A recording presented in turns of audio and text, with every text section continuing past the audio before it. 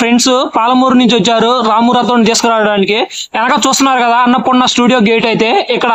అన్న రాము Rathod self elimination అయ్యాడు కదా, దానిపై మీ అభిప్రాయం ఏంటి?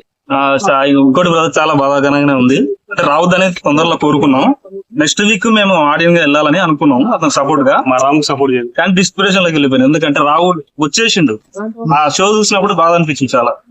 రావద్దు మన వారం నుంచి ఒక ఏమనుకుంటున్నారు, ఎందుకు వస్తున్నారు అట్లా అని? అంటే సెల్ఫ్ గా తెలుసు, హోమ్ సిక్ అంటే ఇంటికి వాళ్ళది పెద్ద కుటుంబం.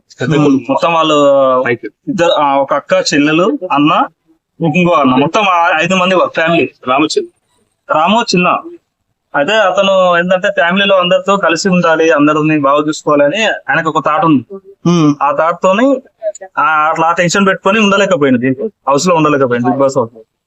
కానీ మంచి ఒక ఆపర్చునిటీ వచ్చింది సార్ దగ్గర నుంచి. ఫస్ట్ వెళ్ళాలన్నాడు అంటే ప్రొడ్యూసర్ సార్ వల్లి ఉన్నాడు కదా, వల్లి సార్ ఇది ఒక తనకి పెద్ద ఆపర్చునిటీ, ఎల్లు ఈ షో కూడా వెళ్ళావు కదా, మంచి ఫేమ్ ఉంటది ఎల్లు అనేసరికి అతని మాటని ఈ షోకి వచ్చింది, బిగ్ బాస్ కి వచ్చింది. అదే దాన్ని మంచిగా అంటే కొంచెం టాస్క్లు సరిగా ఆడలేదు, ఉన్నంత మేరలా మంచిగా ఉన్నాడు, ఎవరితో డిస్టర్బెన్స్ లేదు, మంచిగానే ఉన్నాడు. హోమ్ సిక్ ఎందుకు ఉంది? చిన్నప్పటి నుంచి అంతేనా? ఎట్లాగా చిన్నప్పుడు వాళ్ళ అమ్మ నాయన పూణె బొంబాయి చాలా కష్టపడ్డారు. ఫ్యామిలీని వదిలేసి వెళ్ళేది, తిండి లేక అంత ఇబ్బంది. అప్పటి నుంచి పట్టుకుంది హోమ్ సిక్ అంతేగా. అంటే దూరంగా ఉండకపోవడం.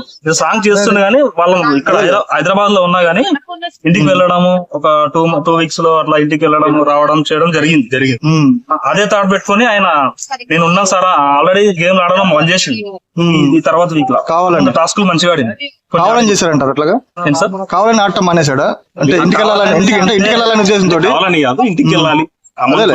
అన్నా ఇప్పుడైతే రాము రాథోడ్ సండే కాబట్టి ఈ రోజు 10:30 బయటకు వస్తాడు అంటే ప్రెస్ మీట్ ఎక్కడ పెట్టబోతున్నారు మీ ఊరు అందరు కలిసి?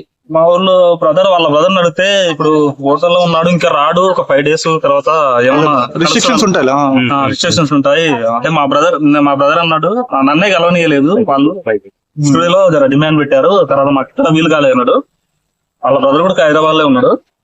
ఒక 5 days తర్వాత ఏమన్నా అతను కలిసి ఛాయిస్ మాట్లాడే ఛాయిస్ ఉంది అని చాలా బాధగా ఉంది.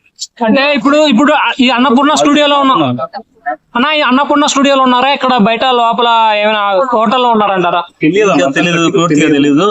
అంతా కొంచెం మేరకు తెలుసు, ఎక్కువ తెలీదు. మాకు కూడా అయితే ఎక్కువ తెలియదు.